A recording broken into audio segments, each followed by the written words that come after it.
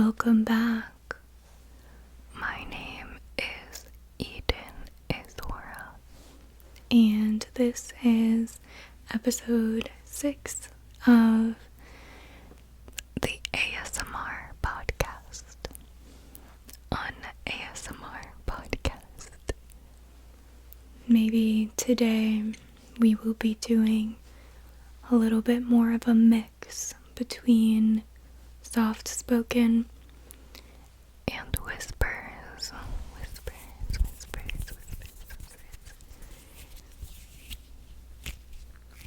Because I did that more towards the beginning of last episode, but I saw that some people were enjoying the whispers. So I will mix them in. But yeah, I am wearing my glasses today, which I believe this is their first appearance on the podcast. Usually I have my contacts on. Contacts.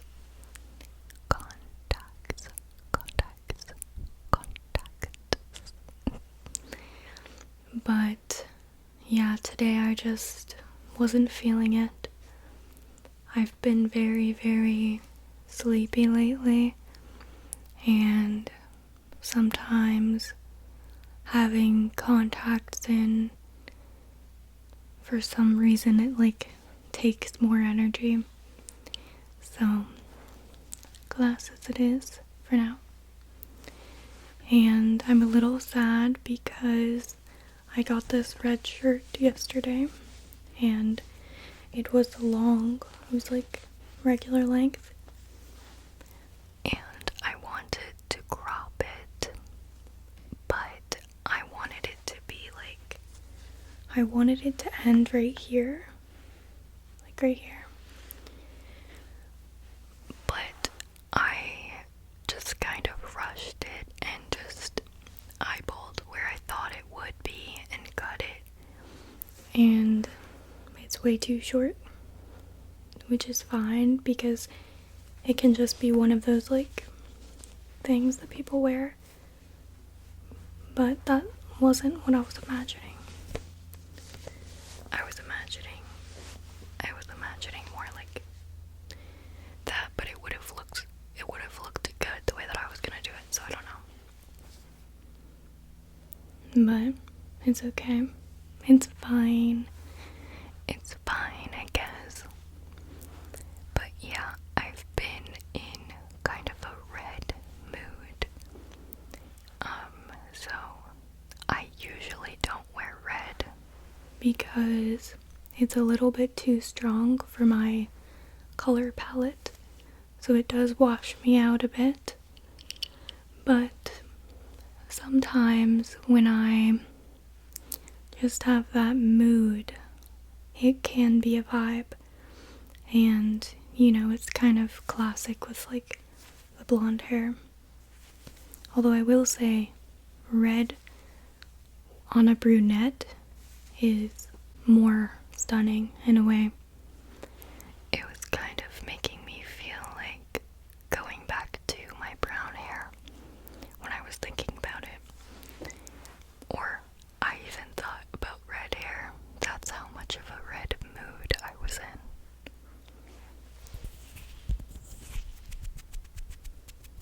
A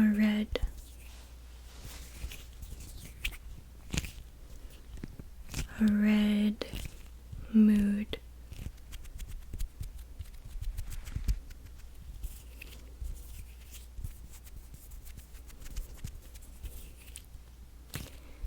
Red symbolizes intensity, passion,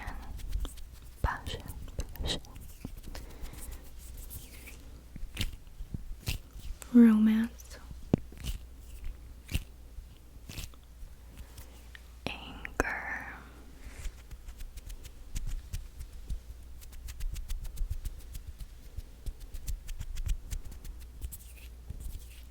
lust,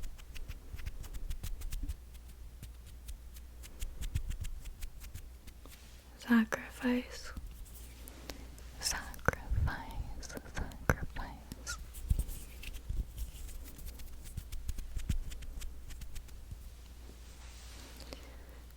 Anything else?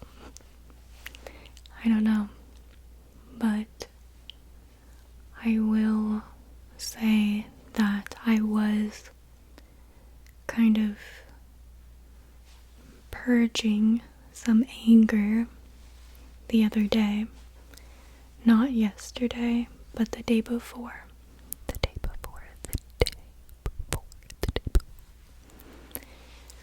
And when I have those kind of negative feelings, especially when it's not really connected to a certain event, like it's not like somebody did something crazy, egregious towards me where I would naturally feel angry. It was more just kind of coming up from an internal source.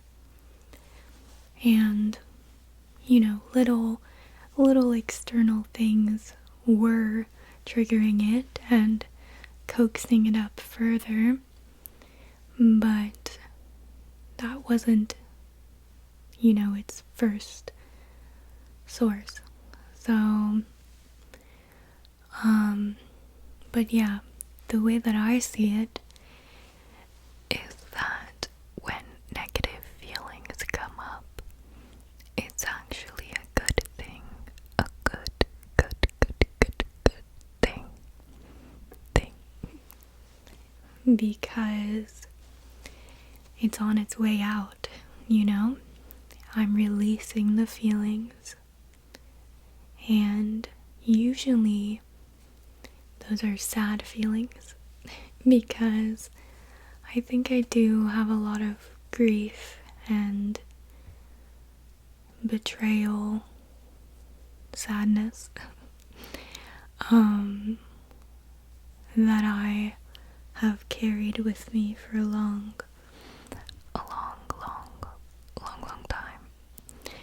And so that's something that I'm very used to, is releasing sadness, which usually, obviously, that means I will cry and write in my notebooks, or just sit outside and cry and put my hands on the ground, like in the grass, both of my hands, and maybe my feet too. So in a weird way, I'm rather comfortable with being sad. I know how to be sad, and I know how to release that energy in a really cathartic way. Crying is an amazing tool, honestly. Every time I cry afterwards, especially when it's like a good, real, deep cry where it's like intense, I always feel so good later or the next day. So that's something I'm familiar with. But when I had all those feelings of anger, just so much anger coursing through my entire body,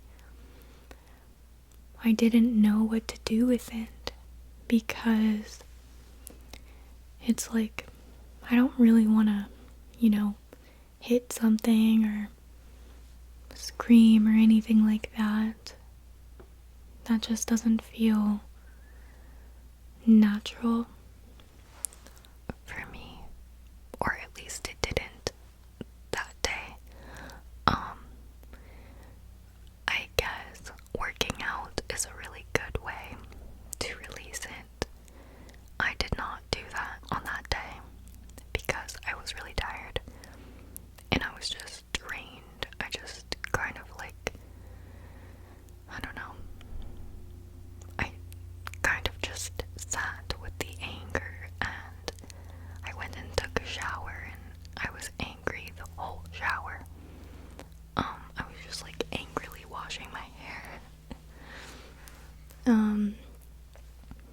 was kind of ruminating over some negative thoughts and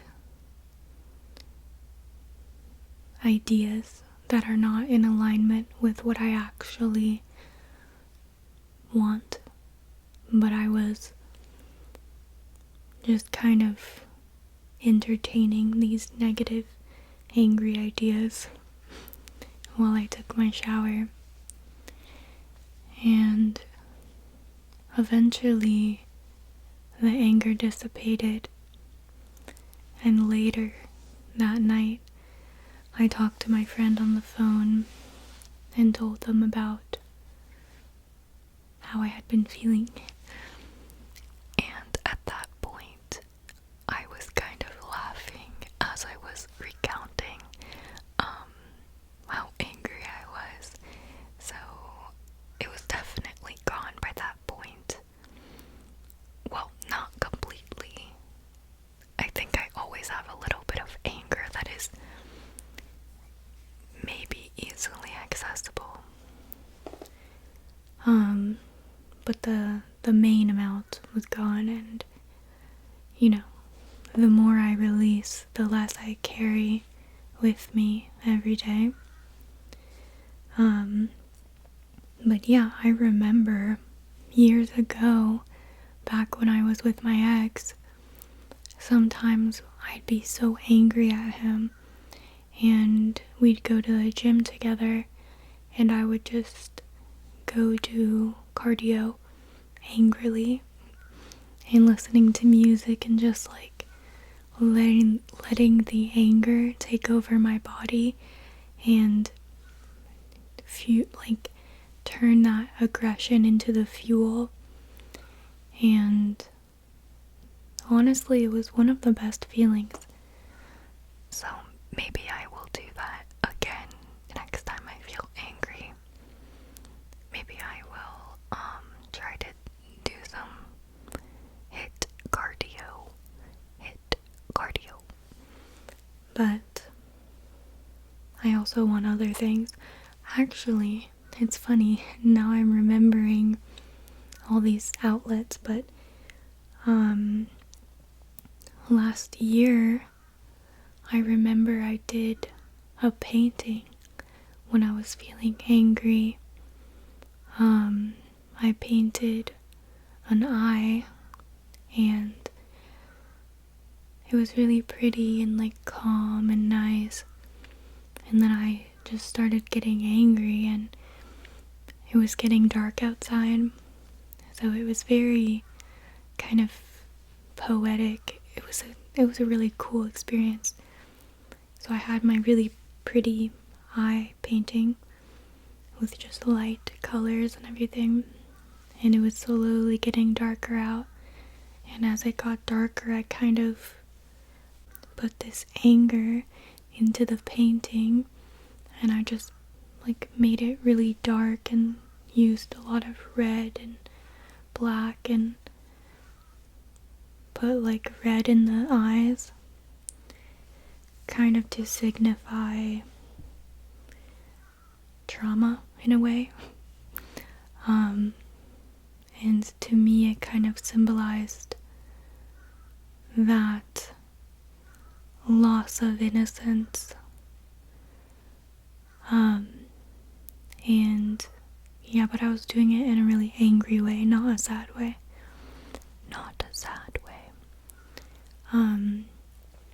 But that was cool. So I guess exercising, angry painting,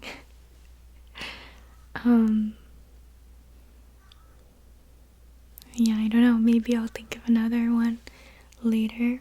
Well, writing is a really good one, especially I don't know, I think poems or kind of things like that, where it can be metaphorical, because sometimes when I'm angry, I don't want to think about specific details. I don't want to go write in my journal oh, I'm mad at such and such person because of such and such reason. I don't really want to do that. I kind of want it to be a more broad, symbolic thing where it's like, it's not about this one situation, it's about every situation ever that all kind of affected this one wound in the same place over and over. And it's not about specific people, it's about the suffering that can happen when you are betrayed over and over again in always unique and fun ways. But yeah, I don't know. Anyways, that's kind of random. But yeah, I was looking through my old Google Drive the other day. When I was angry, actually, I looked through and I went back really far and I found writings that I did when I was really young, and that kind of made me more angry, but also more sad, angry, kind of. I found this one that is really kind of funny in a way, but also not funny at all, from when I was 14, 2013, in October, so I would have just turned 14.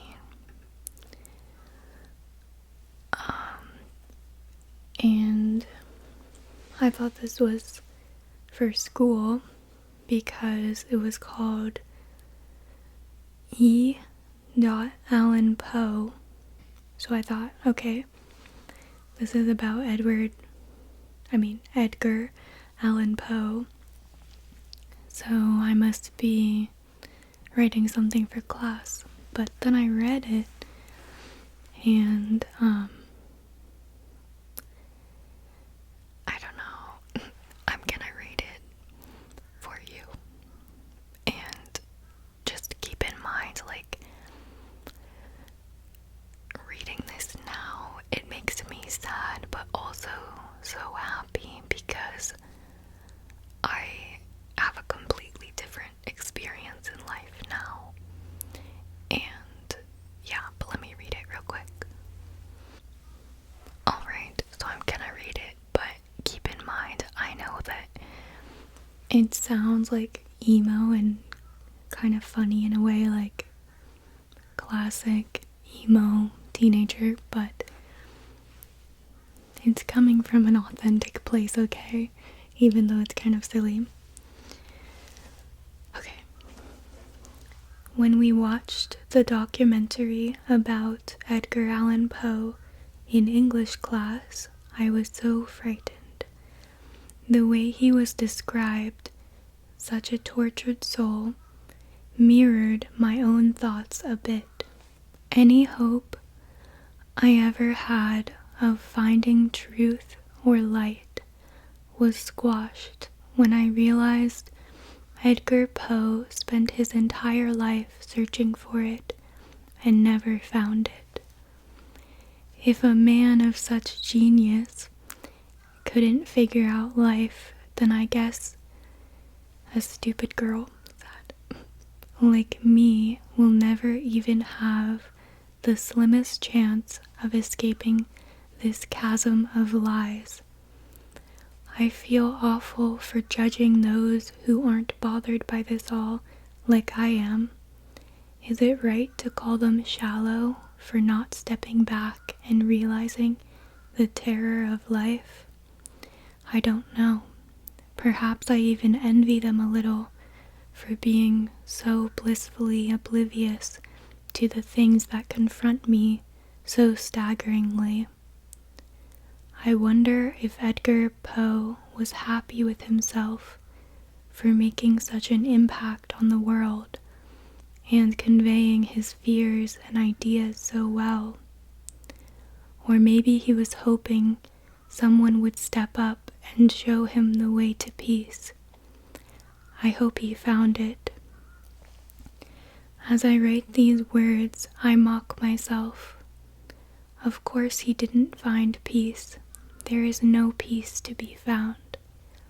You either accept this life and just don't think about it, or you think about it and spend your life in torment. Sometimes I force myself to just be happy and enjoy my short time of youth. But after these spells of delusion, when I bring myself back to my own reality, it is worse than before. Knowing that no matter how much I love someone, those feelings will change, and so will the person. It makes me want to just give up and not love anybody. But as soon as I swear to myself I won't, I do. Somehow, I always make a dumb decision, which results in the ultimate horror, being alone.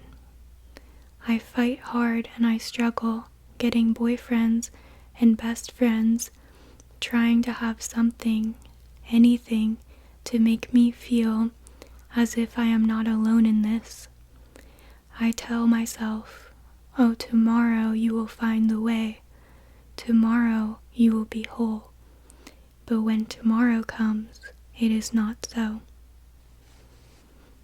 So sad. So yeah, that's very interesting because that is almost 11 years ago, and obviously I don't really remember writing this, but it makes sense.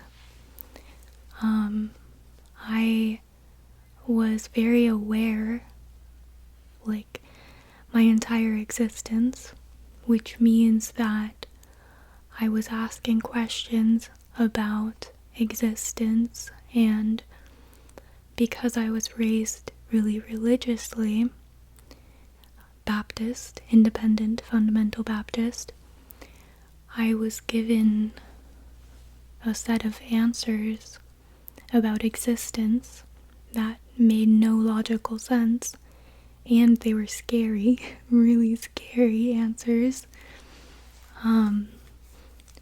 So for my brain, who, I just started existing and I had all these questions that to me were so obvious, and they were not being answered by the answers I was supposed to believe. And when I tried to talk about it with other people, they acted like, oh yeah, everybody worries about that. Don't worry, just focus on being young. Or they would just revert me back to religion and be like, well, the Bible says. And I already knew what the Bible said because I read the Bible all the time. So it was really isolating, having all of that existential dread and feeling like nobody else really felt it, because I would be able to tell if they did, because they wouldn't be acting the way they were acting if they felt how I felt. So yeah, it was like really horrible actually. But it is funny now reading that, because I talked about how, there is no way to find peace, and how I wanted to find light or truth, and I don't know, that's what I wanted more than anything back then. And I'm just so happy to be where I am now, because while I still have a lot of work to do on myself, I do have access to that light that is and always was within me.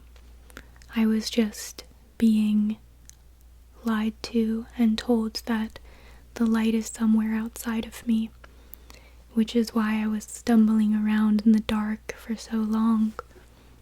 I just had to look inwards and be like, oh yeah, just as I suspected, I am the light.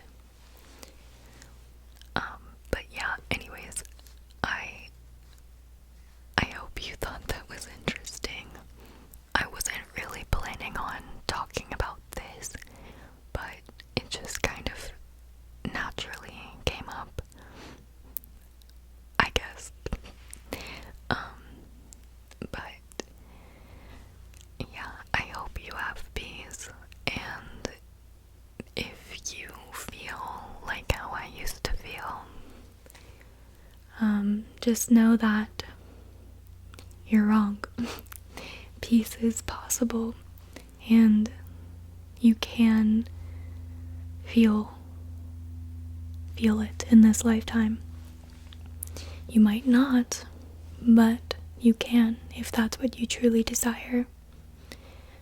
So, I don't know.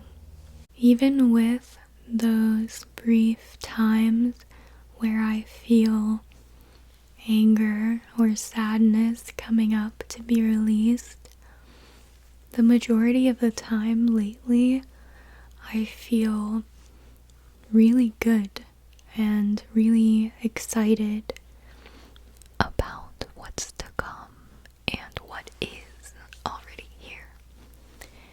And I've been seeing synchronicities a lot, which synchronicities are one of my favorite things. So of course that could be like 333, 777, 1111, or numbers like that.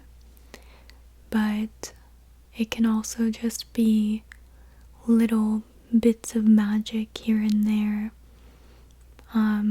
Like I was driving the other day and there was a billboard,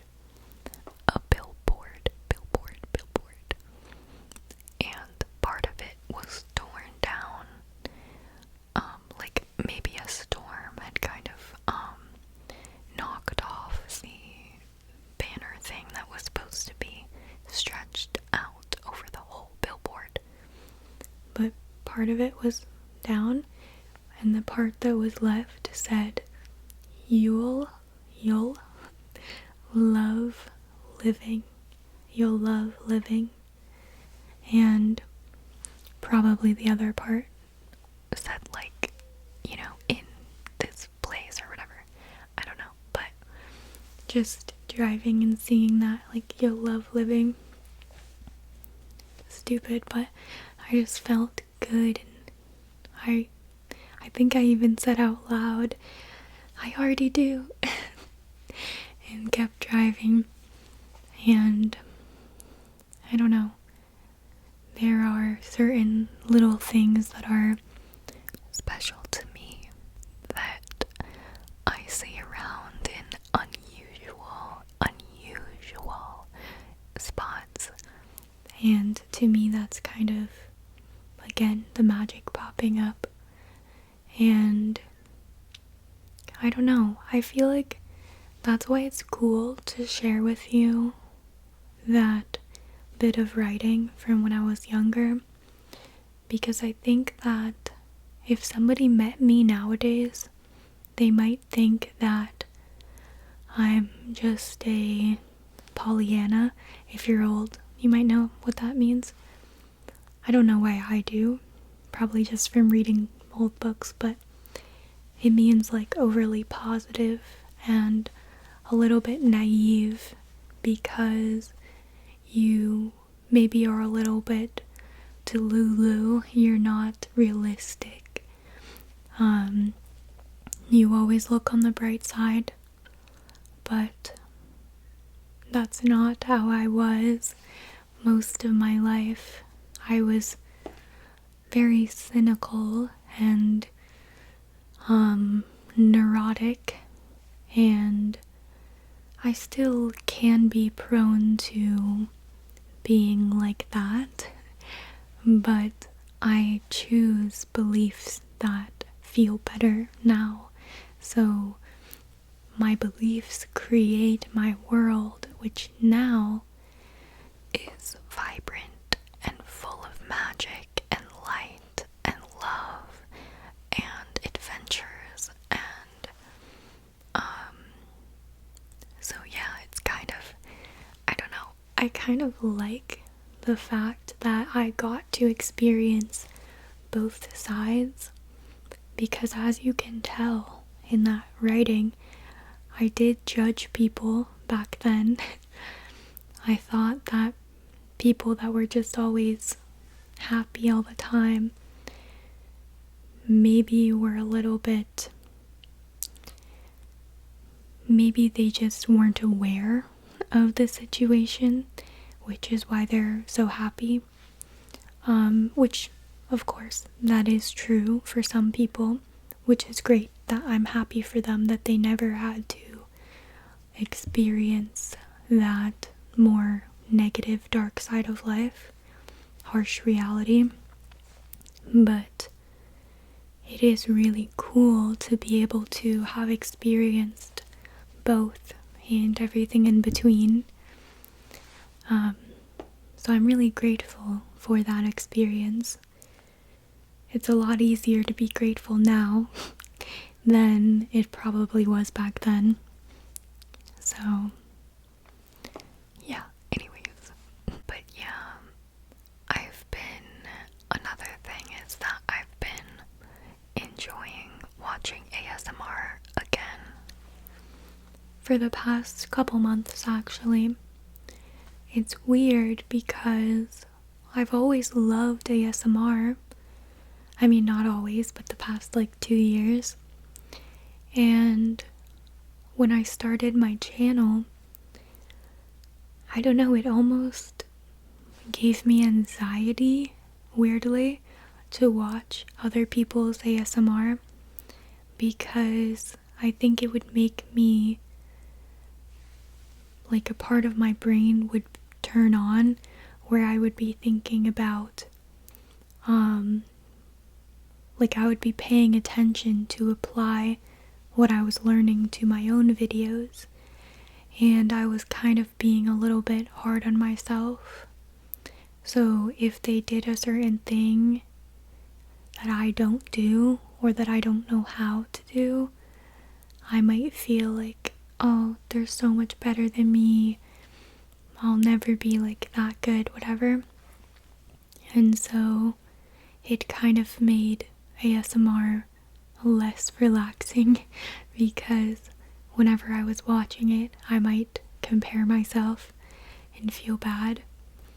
But I think I've kind of gotten to the point where I understand that even though I can learn a lot from other people, we all have our own styles and vibes, and I don't have to constantly be alert and trying to absorb everything everybody's doing.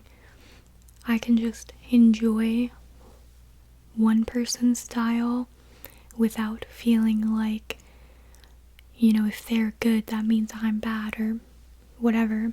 I can just enjoy it and relax.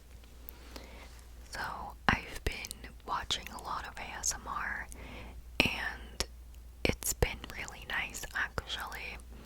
And that's kind of brought me back to the reason that I started this channel in the first place, which was that just love of ASMR. But I do want to try new things too. So we will be experimenting.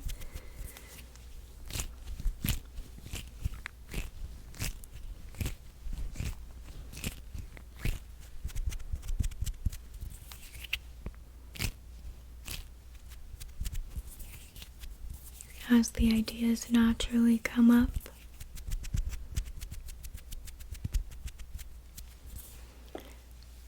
That's something else that I really like is, I've talked about this before, about power versus force.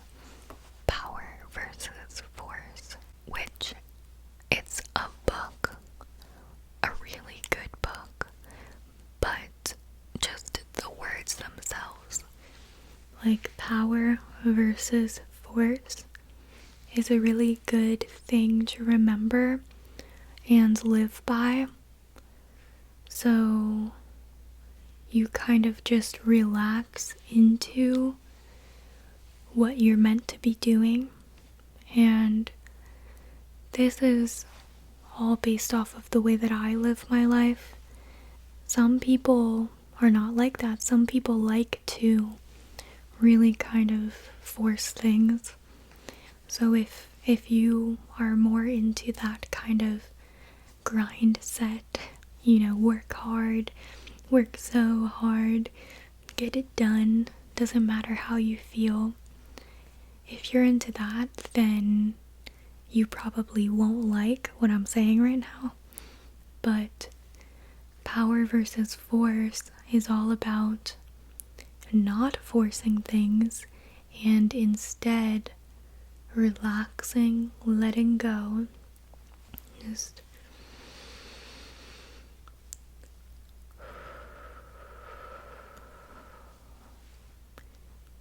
relaxing into your highest timeline and letting your higher self guide you to the right step.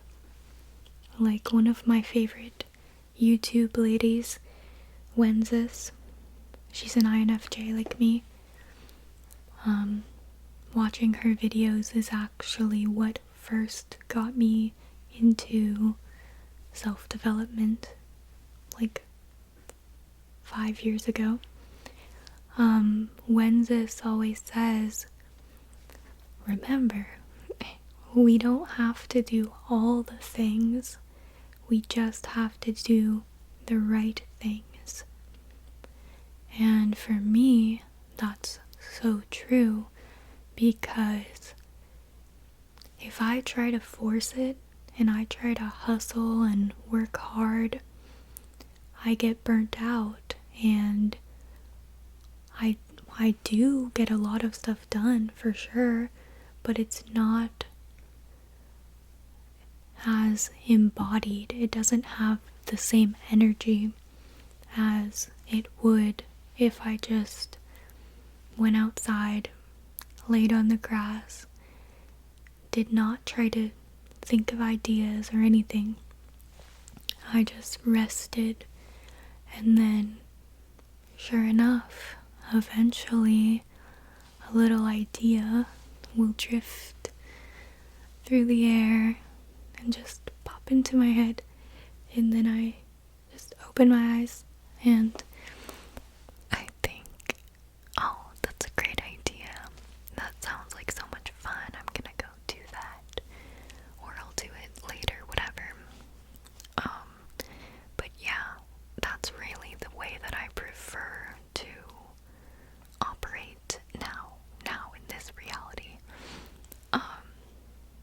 But yeah, I don't know. That's kind of how I've been doing things lately. Power versus force. And it sounds easy.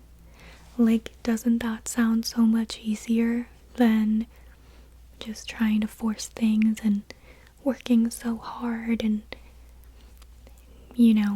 never resting or anything? It sounds easier to just lay on the ground and wait for ideas to float over. But the funny thing is that it's actually scary at first, because, at least for me, I've had to heal a lot of fear. And so that kind of triggers that fear part, because, I want to get things done. I'm a naturally ambitious person, and so laying on the ground and not really actively going after what I want is scary, because there's a part of you that feels like you're gonna lose everything and you're never gonna get where you want to go unless you are actively going after it 24/7. And that's simply not the case. That's not the case at all.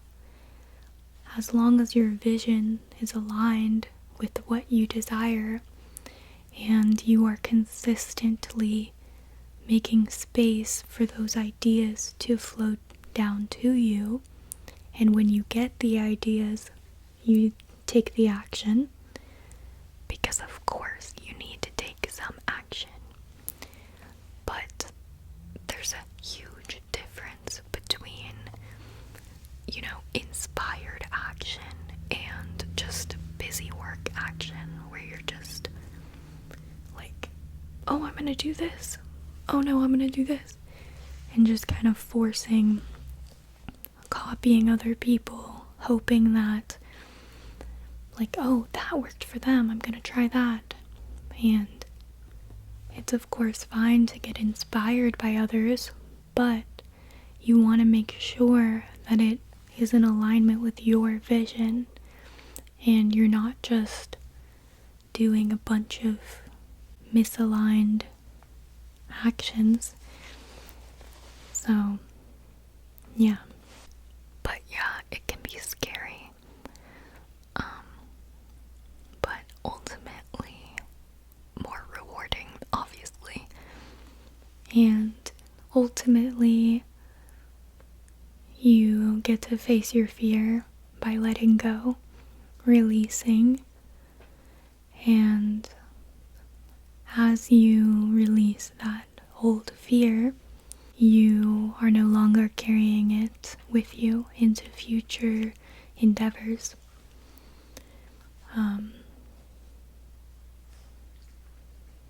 So yeah, it's very interesting. Another thing I was thinking about was rage bait, and I'm not gonna lie, I had a time when I was on TikTok where I remember like one specific time, but maybe I did it a couple of times, where I would put my caption or like, the words on the video, like on the actual video part, I would put it as something that would kind of piss off certain people. And it's rage bait, right? You get people mad so they comment and you have more engagement. A lot of people do this as their strategy for growth on social media. They consistently rage bait by putting out content that they know will make a large amount of people upset. And in a weird way, when you make rage bait or adjacent content and people are commenting mean things, it doesn't really hurt because you feel like disconnected from it, because you know that the person that they're attacking is not real. You just said that to get them to comment. It's not who you actually are. So by them disagreeing and insulting you, it doesn't really hurt. But for me nowadays, like, I do genuinely try my hardest to be authentic with things that I say and content that I put out. And so when people comment mean things now, I do find it to be a lot more hurtful, because it's, I'm revealing myself. Like, I'm not saying things to make people mad, I'm just being authentic. And so when you're vulnerable and people throw rocks at you, it hurts a lot more than when you put a little scarecrow out and then they threw rocks at the scarecrow. So that's something I've noticed, but it's part of the experience, right? And again, that's giving me another opportunity for growth, where I can kind of let people have opinions about what I say and be okay with people not liking me or thinking that I'm not a good person or whatever. Maybe they don't understand what I say, and that's okay, because people that resonate will resonate, people that don't won't. Which is a lot easier to say than it is to fully feel, but I'm getting there, so that's exciting. But yeah, anyways, I do also maybe want to make a video about being an INFJ, because I've talked about it briefly in some of my earlier videos, but maybe we will do a podcast episode about it, or we can do part of an episode about it and about how learning about myself in that way, my personality, helped me kind of, like I always say when I talk about it, it's like you have an orange that you want to peel, and that first peel is kind of hard. Like, you have to put your nail in and start, and then once you've started, it's easy to peel the whole thing. And for me, that's what finding out my personality type did. It was like that first dig into the orange of personal growth, and then I was able to use that understanding of myself to kind of translate the personal development information into a way that was suitable for me and my personal strengths and weaknesses. So yeah, I think that could be cool to talk about. But yeah, I guess I'm probably gonna end it here. Kind of a shorter episode.